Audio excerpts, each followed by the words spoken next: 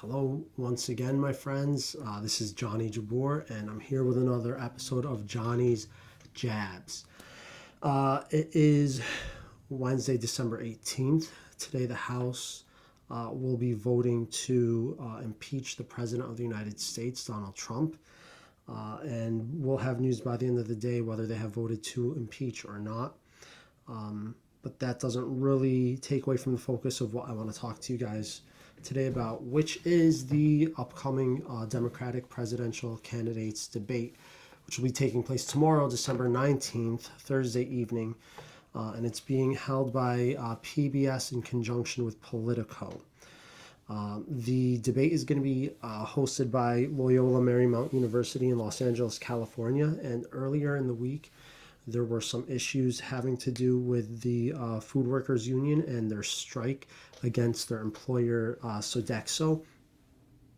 They were going to be striking and picketing, and all of the candidates came out in favor of the union workers and said that they would not be crossing picket lines in order to attend the debate. However, it seems that there is going to be a settlement reached soon, and so it doesn't seem that picketing will be a problem, and now all 7 of the candidates who qualified for the debate will be there to debate one another about the issues. I'm hoping that they do ask a few questions about unionization and workers' rights and wages and benefits as well, because that's what the workers were protesting about. And it's always nice to see that when a debate is hosted by a community that they actually address the community issues, even with it being a national office like the President of the United States. I'm slightly optimistic, cautiously optimistic, that PBS is hosting the debate just because PBS is a publicly funded organization. Publicly funded organizations, they're held to the account of people who support them, so they don't have as much corporate backed money. So with that in mind, though, there were some issues earlier this month with PBS, and they had a documentary on the presidential candidates, I think 13 of them, and they somehow completely discounted Bernie Sanders, didn't even mention him once in the lineup, even though he is second nationally, and he was second at the time. So again, like I said, cautiously optimistic that PBS will be hosting it. Hopefully they ask some good questions, and hopefully they don't talk too much about the impeachment. Today, what I want to talk about is what each candidate needs to do in order to have a good showing in this debate, what they would best need to do for themselves to either keep their campaigns running or to get more voters. The very first thing, back to the impeachment, I don't think that impeachment talk actually benefits any of them. I know it's going to be brought up as a subject, but one, they'll just have to answer it flatly. Two, I think if they could tie it into their own message, like Elizabeth Warren, she's got a very strong anti-corruption message. So if she ties the impeachment and then talks about corruption at large and what she wants to do as President of the United States, that would be a good thing to segue from, instead of talking about Donald Trump the whole time. Because, there's just so much going on in the country that voters, they're not going to be voting based on impeachment. They want to make sure that the next candidate, life after Donald Trump, will be good for them. So a lot of what I'm going to be talking about carries the presumption that voters don't really vote along ideological lines, and you see this when you see the data, and you see that the fact that a lot of people who would say that Joe Biden is their first choice would have Bernie Sanders as their second choice. So ideologically, they're very different. Bernie Sanders would be more in line with would be closer to Elizabeth Warren, even though he's a little more left than she is. And Joe Biden is more of a centrist candidate. But what that shows is that people are more likely to vote along cultural lines rather than ideological lines. And I'll get into that. I do have like this whole kind of thing written out about different cultural pockets that voters kind of find themselves in. But I feel if I do talk about that, we won't get into the actual candidates right away. So, yeah, they need to distinguish themselves from the pack. And then, in addition to that, I think that some of the candidates, like if they actually fought, it would be good for some of them. Some of them it won't be, but I think seeing some sparring between the candidates challenging each other on certain things would be great. Excuse me, I'm just a little congested. So let's start off, and I'm just putting this here because I'm actually keeping time, so I'm not really looking at my phone. Nothing's actually distracting me. I just have the stopwatch function on. But let's look at Joe Biden. Joe Biden is very interesting as a candidate because when you compare what his policy proposals are to his actual appeal, like there's a huge mismatch. His appeal seems to be a lot of working class voters, and his policies don't really address working class needs.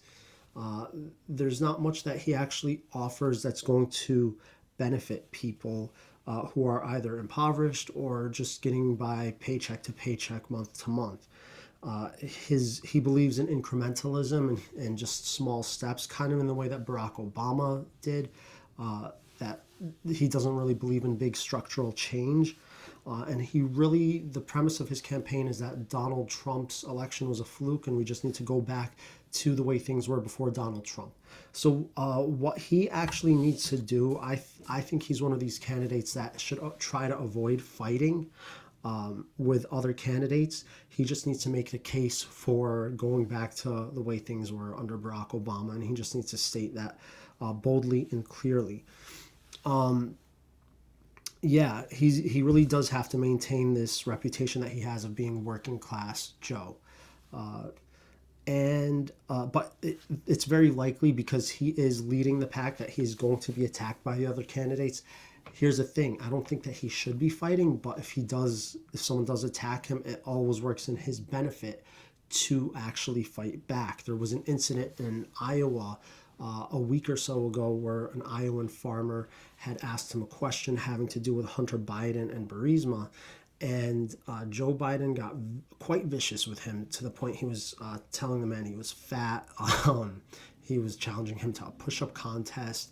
He was saying he was a lot smarter than him. He was saying he was more educated than him. He was like, oh, I got full ride to law school and all these things, basically putting him down on what I thought was a very disgusting way. It was almost in the kind of way that Donald Trump was attacking people during his presidential campaign, and as he does on Twitter all the time. So I really didn't like it. But the crazy thing was when the mainstream media got hold of this clip, their reaction was, oh, but this is who Joe Biden is. He's Scrappy Joe from Scranton, Pennsylvania. See all that alliteration, Scrappy from Scranton. So I don't, for whatever reason, they like it, but they also like his politics as well. They don't like big structural change. They like being able to have influence in the political arena, and Joe Biden does not challenge that at all. He maintains the status quo with respect to that.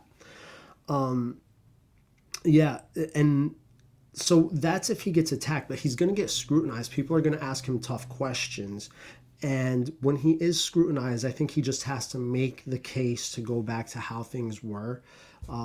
He's got to somehow recreate this nostalgia that Donald Trump created in 2016, but then have it not for, make America great again, but, go back to how things were under Barack Obama, or maybe even George Bush, where things were, even if we disagreed, we all got along, that kind of thing. So he just has to appeal to that.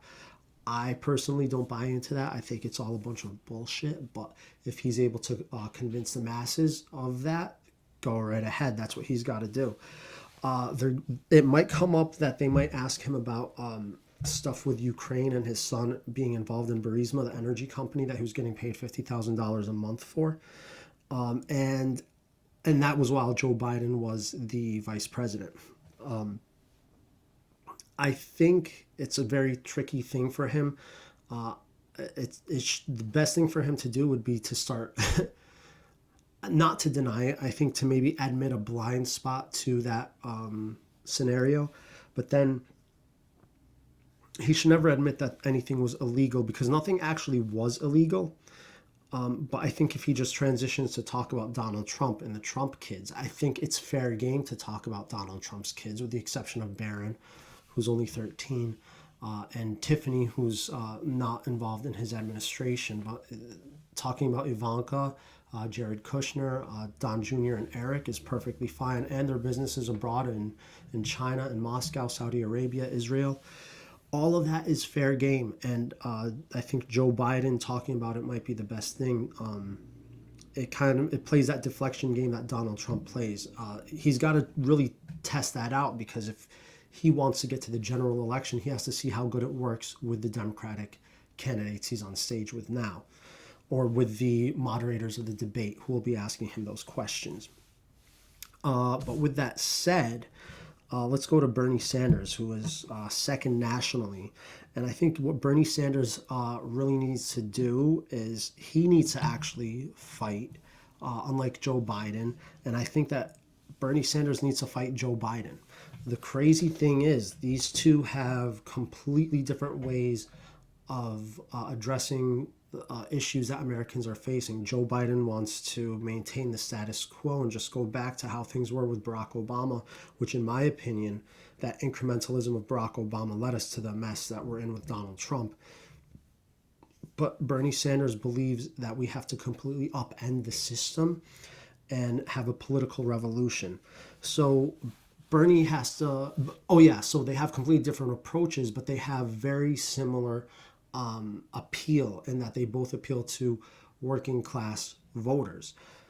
So I think Bernie Sanders needs to somehow crack into that support, and he needs to really get that, bleed some support from Joe Biden, and take it to his, make him a stronger candidate.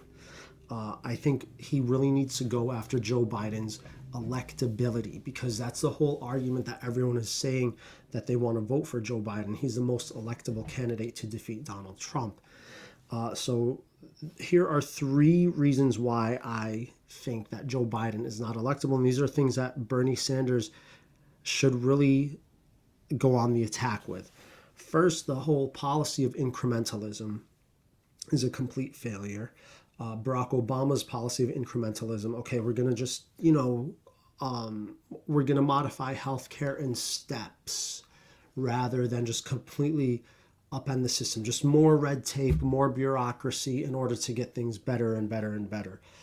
While the American people are very impatient with that, and I think that led to Donald Trump. Furthermore, Hillary Clinton went against Bernie Sanders in 2016 in the Democratic primary, and Bernie Sanders was once again the political revolution candidate at the time, and Hillary Clinton represented incrementalism. And so it failed. 8 years of incrementalism under Barack Obama failed, and putting it on the ballot in 2016 failed as well. So that's one knock on Joe Biden's electability. The other knock is, I hate to say it, the whole Burisma Hunter Biden scandal. It's not to the level of Donald Trump's corruption, but the Republican Party can easily take this and turn it into a Hillary's emails kind of thing that they did in 2016. So if Bernie Sanders is somehow able to invoke that in any kind of way, I think it might be beneficial to him. I think that he's pretty hesitant to do so because he is friends with Joe Biden, and Bernie Sanders has shown in all of the debates that he doesn't like to attack personal situations. The thing is that, yes, it's personal because Hunter Biden is Joe Biden's son, but also at the same time, you have to remember that Hunter Biden used the Biden name and the vice presidency in order to get that position on the board of Burisma. So I think it's fair game. It's not going to feel good to actually go on the attack with that. I think it's important that even though it was not illegal, that it's important to say that Hunter Biden and Joe Biden's role in the whole Burisma thing was completely unethical. And that's a big difference. I think it's important that he says that. That would really, I think, again, knock Joe Biden's electability. And furthermore, to just talk about the whole pay for play culture that Joe Biden's been involved with in his entire career as a politician. And then the third thing that I think, and this is probably the most salient one that really will knock down Joe Biden's electability, Bernie Sanders needs to let everyone know, reminds everyone that Joe Biden's campaign was doing so poorly financially. I forget, like a month or two ago, that Joe Biden decided the best course of action for him was to open up his funding to super PACs, to dark money. When Bernie Sanders has been accepting small dollar donations only since 2016, and he inspired the rest of the candidates this go around to do it. So everyone, no one is accepting large dollar donations except for Joe Biden. So I think that it speaks to the fact that, okay, you're not getting enough small dollar donors, which means that you just don't have the enthusiasm behind your campaign. So like that is a clear knock on your electability. You don't have people that are willing to put their money where their mouth is and and go and give to Joe Biden 2020. That would be a great thing if Bernie Sanders did all three of those things to knock down Joe Biden's electability. Again, he can always argue policy with Joe Biden. Bernie Sanders beats him 100% on policy when it comes to votes on the war on Iraq, other votes having to do with financial legislation when Joe Biden was a senator and when Joe Biden was vice president. But I think not going after his electability is really where it's going to hurt Joe Biden. And then bleed that support into Bernie Sanders' campaign. Bernie Sanders, I think if he goes on the attack on Mike Bloomberg, it's not going to help him per se electorally, but I think it will help him continue his funding. People like those moments, those viral moments when a candidate might have a good quip. And I think Mayor Bloomberg is a great target, being that he's a billionaire financing his own campaign, and he's also a Republican. I mean, he probably registered as a Democrat, but he really acts like a Republican. And then people always wonder, should Bernie Sanders go after Elizabeth Warren because they are the two candidates on the left? No, I don't think so. While they are both candidates on the left, Bernie being the more leftist of them, they both have completely different appeals. Elizabeth Warren appeals to white educated liberals, I would say, more higher income liberals, liberals who buy into the entire meritocracy of American capitalism. Bernie Sanders has appeal with the working class. So I don't think there's much overlap. And I think that if they just avoid bad blood, whoever gets the nomination, if it's either one of those, Bernie or Warren, it's looking more like it's going to be Bernie rather than Warren if it's not Biden, then the case is going to be easy for either of those candidates to tell their supporters, look, for Bernie to say, all right, Warren is our girl, for Warren to say Bernie's our guy. And I just think for them to go after each other is a moot point. They both believe in Medicare for all. How they're going to do it, very different. They both believe in public education at the college level. How they're going to do it, very different. So they shouldn't attack each other. But that begs the question, what does Elizabeth Warren have to do? And you've seen a little drop in her support. I think she is still third nationally. But she kind of went down as Mayor Pete went up, and I think it's because they both have the same kind of support. Like I said, white educated, higher income liberals, more liberals that you'll see on the coast and stuff. Look, Elizabeth Warren, I think she's great when she goes on the attack. So if she actually goes after Mayor Pete in the same way that she went after John Delaney in the first couple debates, that would be fantastic. I remember when John Delaney in the first couple debates was saying, oh yeah, we can't do Medicare for all. We have to, I forget what he was saying. He doesn't believe in Medicare for all. He doesn't believe in free public college for everyone. And Elizabeth Warren stood there and said, I don't know why you go through the entire trouble of running for president just to tell people what they can't do. That was a fantastic line. And she's got to do that with Mayor Pete. And maybe a little bit with Joe Biden, but if she does it to Mayor Pete, she gets to bleed his support and maybe see a rise in her poll numbers. Because Mayor Pete is basically the whole "we can't do that" candidate anyways. He talks a big game about bringing the country together, but it's all bullshit. There's no real policies behind what he's actually saying. So yeah, if she goes after him, that would be great. If she goes after Joe Biden, I think that would be good because Joe Biden is at the top of the polls. So it will just show that she's a fighter, and that would be good for her. I don't think she should get into details of her Medicare for All plan. The thing with white liberal cosmopolitan voters who like Elizabeth Warren is that they want to feel like their support for a candidate or their support for certain policies is a good thing. So when she actually starts talking about the details of her policy and then it's put on stage in comparison to Bernie Sanders, it starts to become clear as day that one candidate's policies are just much better than the others. So for her to put the details up on stage for everyone to see, I think won't be good for her. And so her supporters might start looking elsewhere. I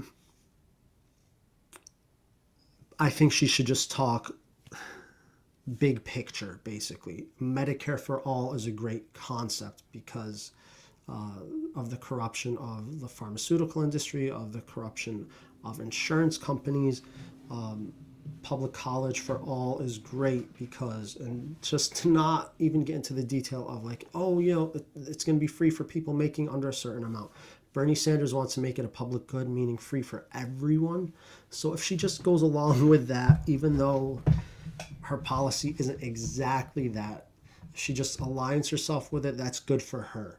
And then I think she just needs to get back to basics, and her whole "I got a plan for that" make herself look exciting again. Maybe get some of that folksiness going back on the stage.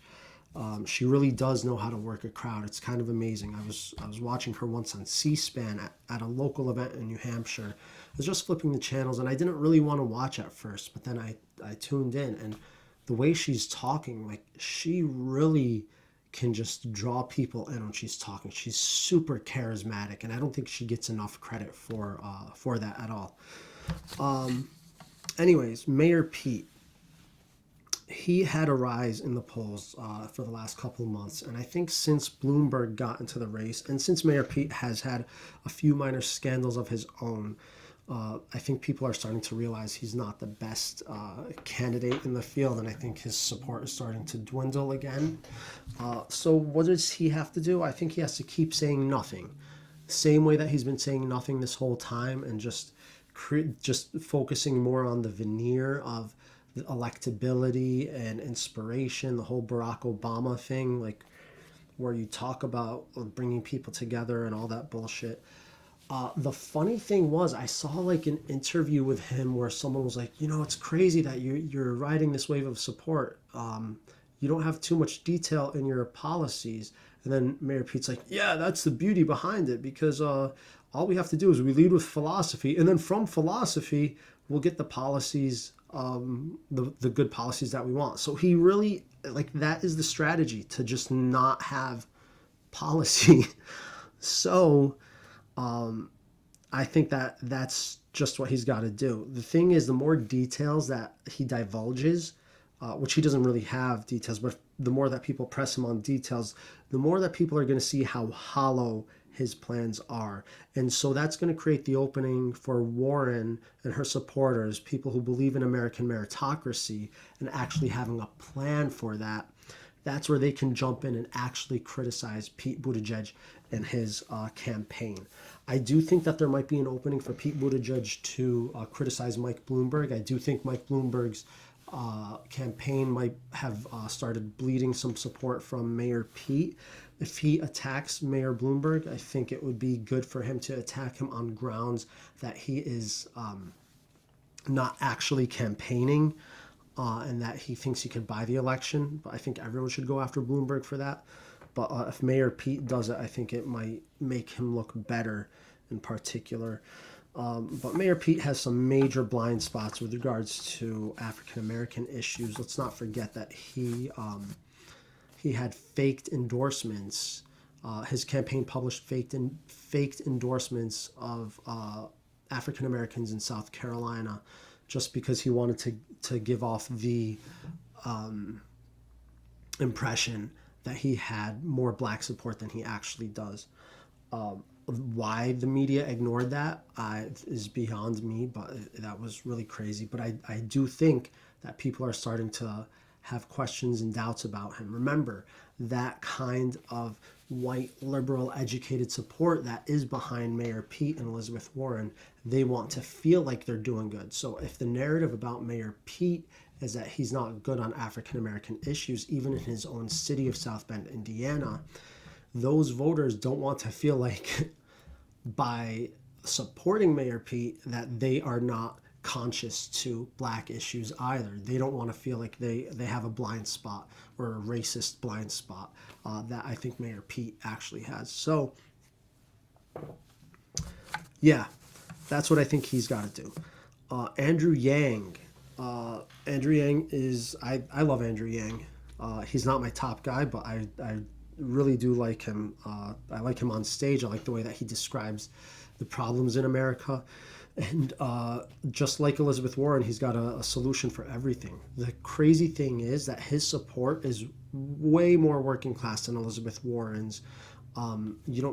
It's weird because he's got all these plans and stuff, and you'd think that, all right, he would have like the white, educated, liberal kind of backing that Elizabeth Warren has, but it's way more working class. And I think it's because of his central message, which is UBI, Universal Basic Income, which is a very simple concept that we just give people, each adult in the United States, $1,000 a month, and that they have the freedom to do whatever they want with that $1,000.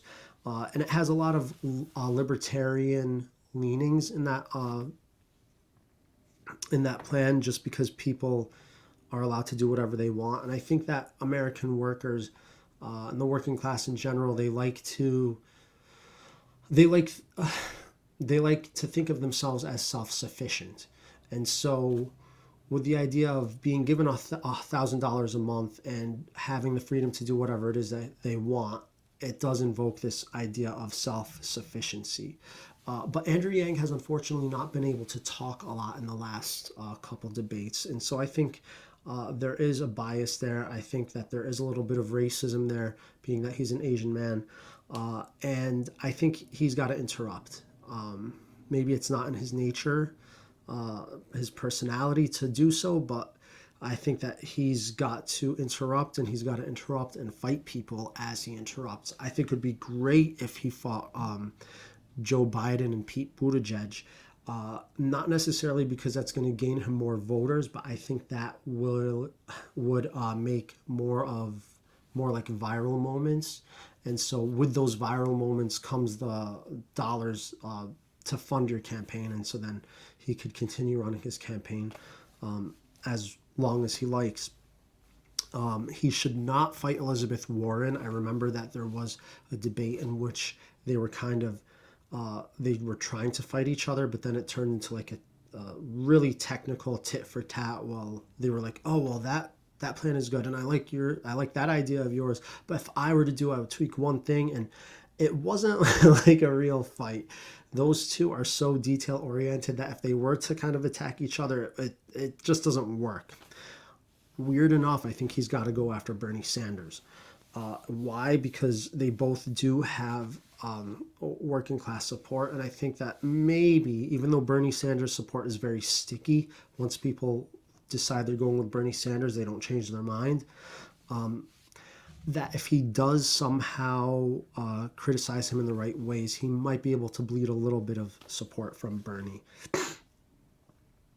But where he could attack Bernie is Bernie believes in a federal jobs guarantee, and I think that Andrew Yang can say, instead of a federal jobs guarantee, UBI would do the case. Once people get $1,000 a month, they'll have the freedom to do whatever job that they want. They don't have to worry about money as much.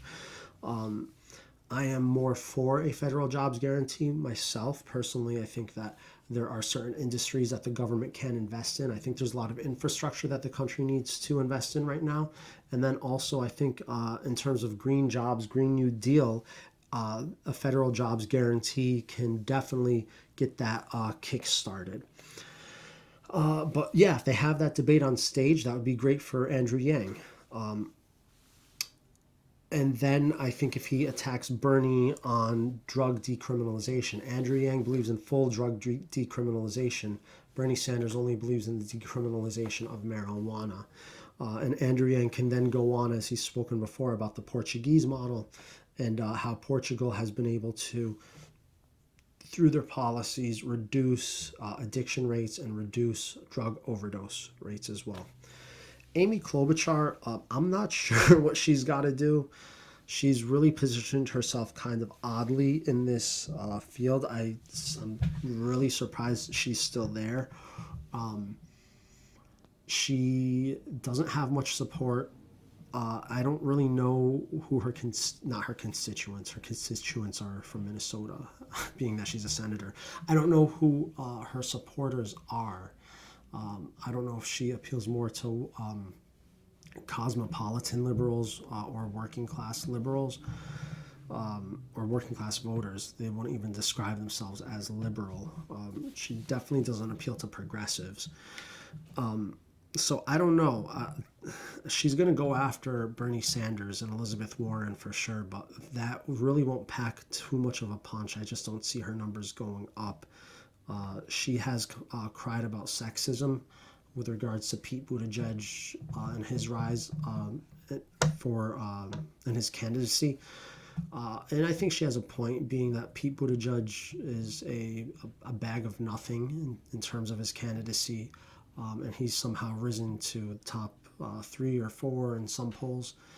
But she also is a bag of nothing, and she's not doing well. So I guess it's kind of not fair. But again, you're a bag of nothing. You're not really offering any real policy issues. She's very similar to Joe Biden in terms of she believes in incrementalism, but she's totally against free public college. She was saying, oh, well, we're going to start stapling diplomas under chairs, which is such a bullshit notion. I could go into that later. I'll save it for another video. But so I don't know what she's got to do. Tom Steyer is the last one that's going to be on stage, and I think his best bet is to attack Pete Buttigieg. Being that I do think that Tom Steyer's support is also white, upper middle class liberals, educated liberals as well. So I think he's a billionaire. He's funding his own campaign, but he's different in Mike Bloomberg in that Tom Steyer is actually offering some good policy proposals. He's surprisingly he talks a good game on the environment. He talks a good game on black issues. And he talks a really good game on corruption and on like term limits, and he's surprisingly good on many issues. I do think I would guess like he really is just a good overall guy, and that his heart is in the right place. But the way he's going about it, he's a billionaire. People might criticize, like, use your money for something else to make real effective change. I don't know. Maybe he thinks that his candidacy is offering real effective change. Mayor Pete is really weak on African American issues, so if Tom Steyer were to attack him on that, that would be really good. Tom Steyer has some policy proposals in support of HBCUs, historically black colleges and universities, that I think will appeal to white upper middle class voters who want to feel, at the very least, that they're doing the right thing. So I think that's where Tom Steyer can get some support. And then I think if he attacks Mike Bloomberg, and makes a distinction between what kind of billionaires they are, I think that would be good in his favor in terms of maybe funding. But he doesn't need the funding. That's a thing, because he is self-funding. But he actually does accept smaller dollar donations from campaign donors. So yeah, Mike Bloomberg is not going to be on stage, and he's a Republican. I mean,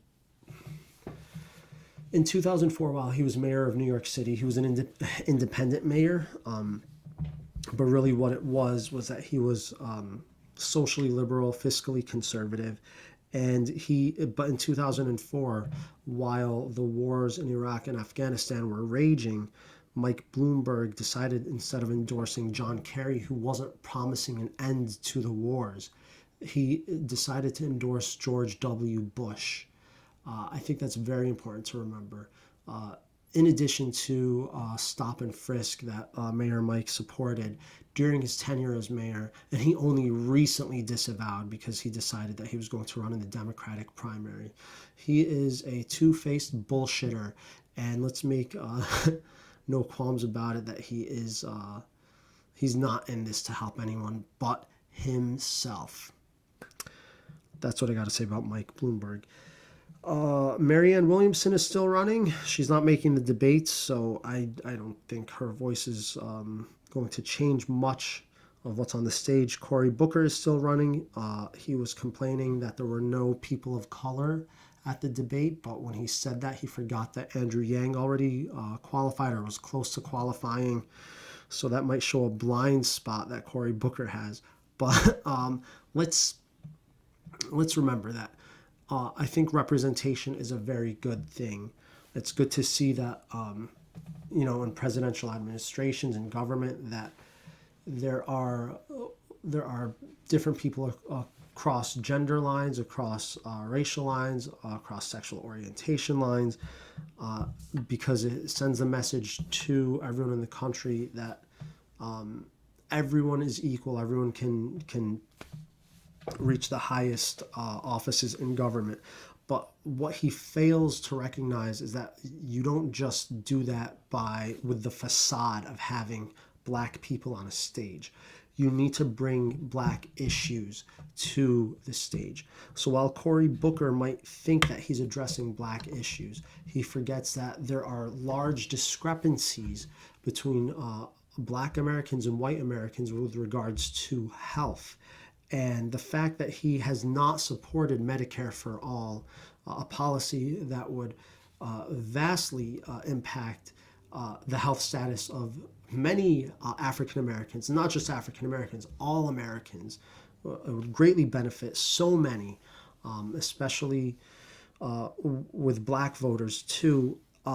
Is just crazy that he thinks that it's more important to have the facade of racial diversity rather than policies that are supportive of racial inclusion. So I call bullshit on that, Cory Booker. Julian Castro also did not make the debate stage. I haven't been following his campaign too much. There are some things I like about it, but I also see him falling in line with I don't know, his campaign was kind of similar in trying to recreate the Obama coalition that Kamala Harris was trying to create. And he hasn't seen much growth in terms of support. Tulsi Gabbard won't be on stage. I always go back and forth on her. I love the End Regime Change Wars message, but she's a walking contradiction. I really like her as a person. I think it's cool. She trains MMA. She plays the ukulele. She sings. She's just a fun person. She's been on the Joe Rogan podcast a few times. And she talks about these unending wars, which I think is fantastic that she's shedding light on them. But her alliance with the Modi government in India is very problematic. In addition to the way that she actually talks about Islam, I understand and I agree with her to an extent that Saudi Arabia has been promoting a very what's the word? Just a very bad philosophy of Islam, Wahhabi Islam, in and for the last like 30, 40, maybe even 50 years, for a long time.